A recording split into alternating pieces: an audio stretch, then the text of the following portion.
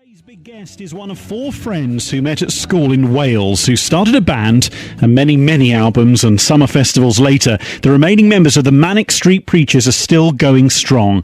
Their latest album, Futurology, is out next month on the 7th, and single Walk to the Bridge out on June the 29th. I've been chatting to lyricist, bassist and occasional vocalist Nicky. I'm starting to regret releasing 2 albums in 10 months.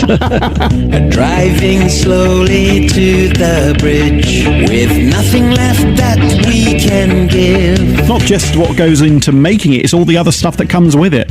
Yeah, I think making it was the easy bit. Before this album has come out, we've already done a big UK tour, 4-week tour of Europe. Festivals to come and promo and that, but it's good. I think it keeps your edge as you kind of float towards middle age. Rewind the film and then Futurology. Does it feel like, because that's all happened, was there a particular reason why that all happened at once? Because it does seem pretty unheard of to go back to back like that. Yeah, I think it does show the two psyches of the band, really. That Rewind the film, we'd always wanted to do an album like Nebraska, which was very sparse and delicate and intimate, which is not really us, if I'm being honest with you, but we wanted to push ourselves, whereas Futurology was much more European and full of motion and much more a celebration of ideas. So it's that thing, I think, as you get older, you want to try and cover more. You're thinking, right, we're getting closer to the end, and if you've got lots to express, you just want to get it out. That's interesting, that thought of being closer to the end. Is there a point in your heads where you think you'll call it a day? As soon as we start not exciting each other, the three of us, then I think we'll know. Because if you're in the studio and you've known each other as long as we have, if you don't get that goosebump moment, then you kind of know it's not worth it. We've very rarely had those times over the years, but at the moment we don't feel it at all. We're very excited about playing the songs live, about people hearing them, and you've got to have that sense of excitement. Otherwise, you may as well just kind of retire, then come back, reform, and make a lot of money doing festivals.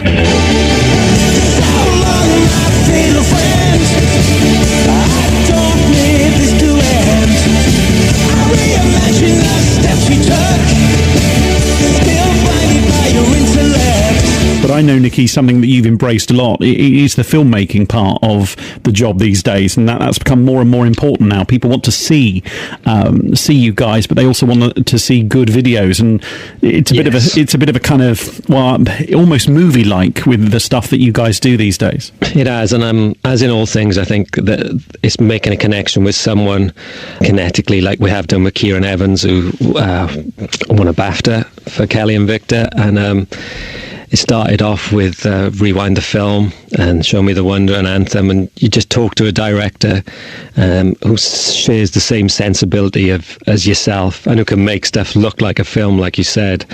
And I see him as more, the videos with him have been more short films rather than videos, and if you look back at our history, stuff like Tolerate and You Love Us, which we did with Wiz, it was the same feeling then. And it's quite rare that it happens, but like you said, I think it's pretty important these days. Well, when you do these short films, they take forever, don't they? It's a long process. It's not easy. No, it's not. And that's why Kieran's so brilliant, because if you kind of put everything in place and the whole, the essence of the song and what you want to get across and the filmic references, and I really do trust Kieran then to bring that all together, and he is such a kind of old school hard worker, takes on a lot of responsibility then to make it all come out shiny and beautiful. Well, let's talk about the album Futurology. So this is inspired by a European trip or travelling through parts of Europe.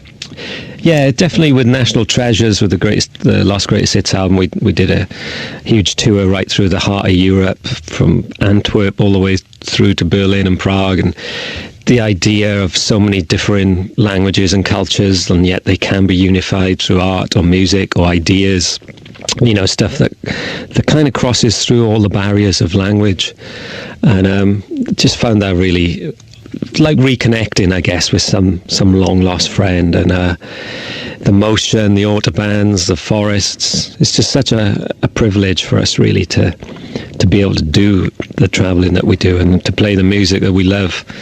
You know, when you guys are on the road and you are travelling, you can look back at when you first started doing that and how things have changed. But yes, is the spirit of it all still very much the same?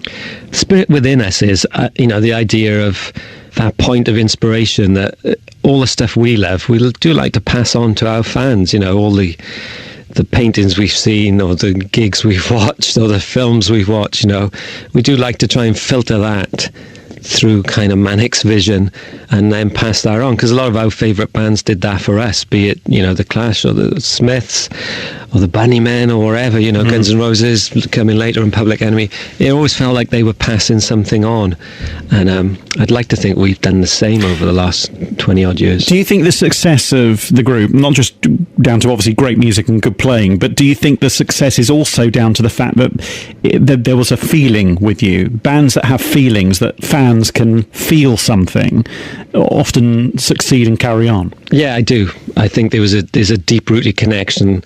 We could be in Seoul in South Korea, we could be in Vancouver, we could be in Helsinki, we could be in Blackpool, anywhere. There's always a couple of thousand Manic Street Preacher fans who've, some of them may only like the Holy Bible, some may only like postcards, some may only like This Is My Truth. But when we make that connection, it is very deep, and that's something we're really proud of, because it means that our songs have travelled the world. Stuff like Motorcycle Emptiness is over 20 years old, but you'll go and play it in the heart of Tokyo, and it feels like you're 21 years old again.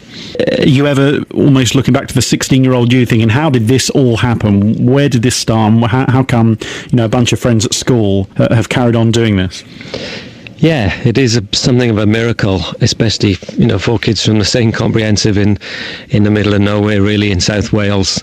How we connected so deeply on certain films, on certain music, on books, on Jack Kerouac, on One Flew Over the Cuckoo's Nest, all those things.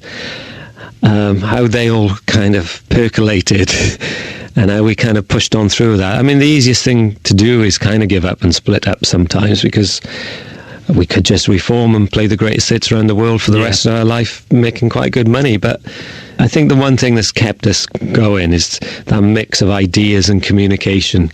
It's the sort of lifeblood of the band. Without that, if you feel like you're not saying anything to anyone, then there's not much point saying it.